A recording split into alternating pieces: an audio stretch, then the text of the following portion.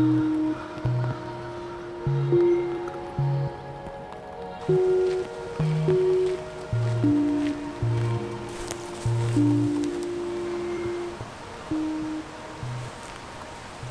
hello guys and welcome back. Thank you so much for joining me today. Today we're back in the gorgeous Peak District National Park once again to do some landscape photography. And actually today I'm going to be visiting a spot that I shot earlier in the year. I'm really looking forward to seeing if I can get some really great conditions today. The light and the weather is constantly changing. There's rain, there's dramatic skies, there's some good light forecast later as well. The heather is in full bloom. So I've got my fingers crossed actually for a really good shoot up on top of Howden Moor later this evening. But I also wanted to touch on something that I talked about a few weeks ago as well, and that was I did a video, my 5 mistakes before I turned professional as a photographer. And one of those mistakes in there was talking about gear and the feeling that I was being restricted by my gear. So essentially I couldn't go out and shoot certain genres of photography because I didn't have the equipment available to me, and I felt like I was being restricted, and it was absolute nonsense. You know, I could have gone and shot the things I was looking to shoot with anything that I had really to hand, you know, just a camera body and a kit lens. So today I'm going to put a bit of a test together. I'm going to take a shot when we get to the top there using my Fuji camera. I'm also going to take the same shot using my smartphone as well. And I'm going to compare the two images, and actually I'm going to put those images up on the screen when I've taken the shot and see if you guys can pick the difference between the two, see if you can decide which one is the Fuji and which one is the smartphone.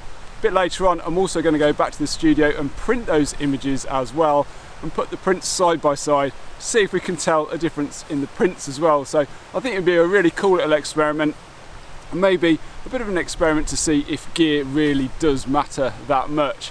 Fingers crossed I'm going to get an image. Anyway guys, join me a bit further on at the trail when I take on Howden Moor and see if we can get some great epic conditions.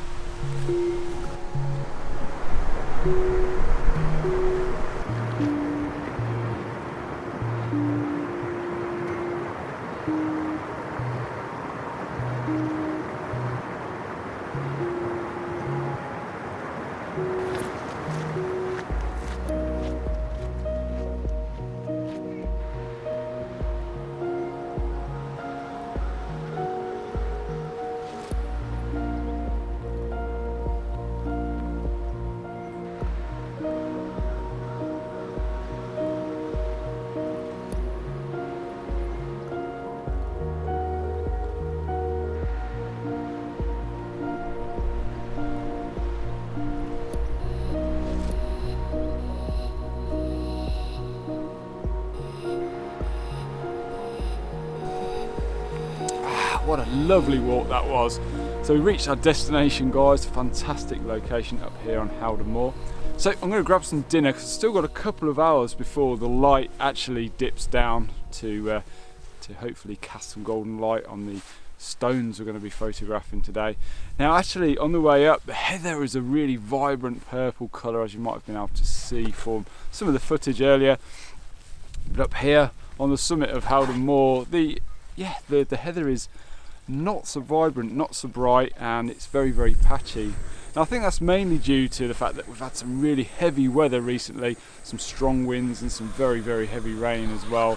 And I think that's just battered this heather, and yeah, it's just not as vibrant as perhaps I was hoping. But that being said, I think there's plenty of flowers on the heather. Should I get some gorgeous golden light, which I'm really hoping for, I think it's really going to bring that vibrancy to life and help us with the image.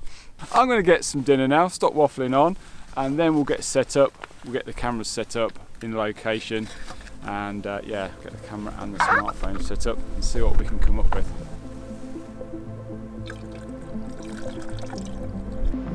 Just can't beat an all-day breakfast in a plastic bag.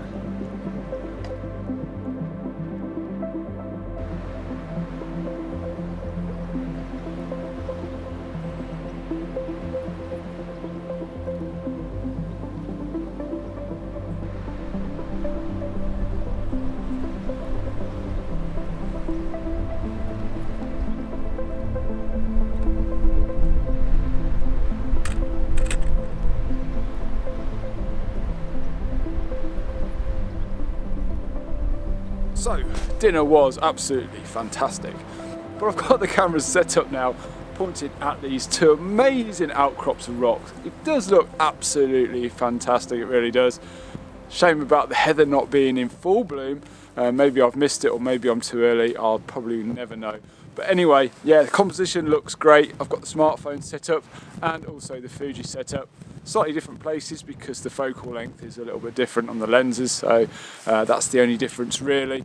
What I'm going to do is exposure bracket for the smartphone because obviously the dynamic range is not going to be as good as the Fuji camera is. So yeah, I've got the XH1 on the tripod there as well. So yeah, with the smartphone I'm bracketing with 5 different shots with 1-stop increments. I'm going to blend those together when we get back, see if I can get something similar to what we're getting with the Fuji. It'd be really interesting to see how close I can get. What I'm going to do is put them on the screen for you while I'm making my way back to the studio, and then you can see for yourselves which one you think is the Fuji and which one you think is a smartphone. I'm sure you'll guess, I'm sure it's not going to be that hard to tell, but yeah, a good experiment to do anyway, and just to see how close I can get these two files to look in post-production. So I'm going to take these shots now while the sun is dipping down. When it's at its peak, its optimum goldenness, I'm going to take the shot, and yes, hopefully we'll improve on the shot that I got here when I came in January. I like that shot, I like the composition, but I thought the light and everything could be a little bit better, so hopefully I can improve on that, but we will see, guys. So let's go and take this shot now.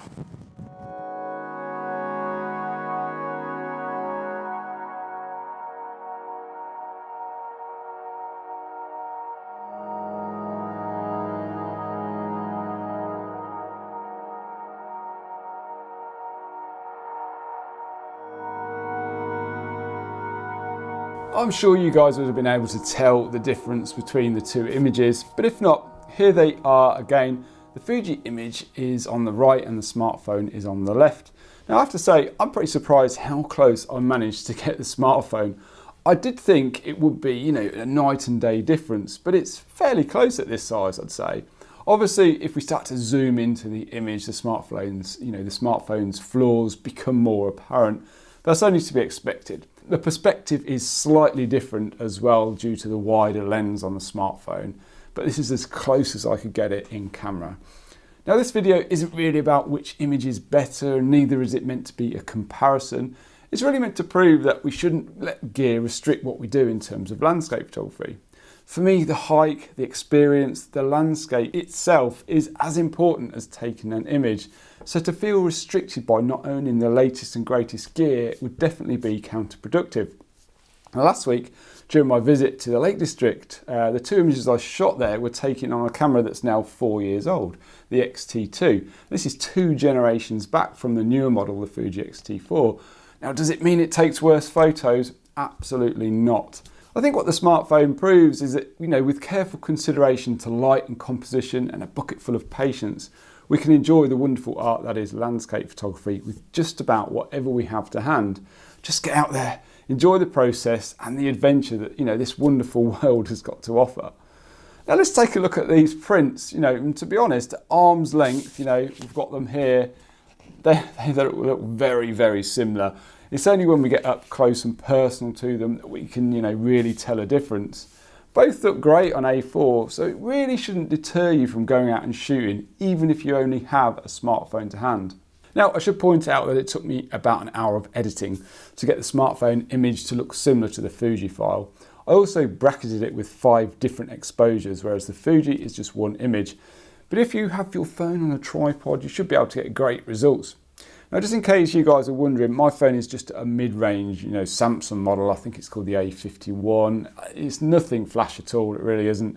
But I've installed a free app on it called HedgeCam 2, which allows me to take full control over the settings, similar to how you control a DSLR, and that really helps get the most out of a smartphone. Also, if you're wondering how I fix the phone to the tripod, I use this Arca Swiss compatible phone holder. I'll try and link it in the description. This is really good actually, and it really helps, especially if you've got your tripod set up with an Arca Swiss plate. This is just attaches straight onto it, so it's really quick and easy to use. And I'd just like to say a big thanks to everyone that's commented in all of my recent videos, and also a big thanks to everyone for watching in general. It really is great to be able to chat with you on there. There's several links in the description of this video that points you towards various things like my monthly newsletter, which will keep you in the loop about what's going on the channel, what's coming up, that sort of thing. So yeah, feel free to sign up for that if you wish.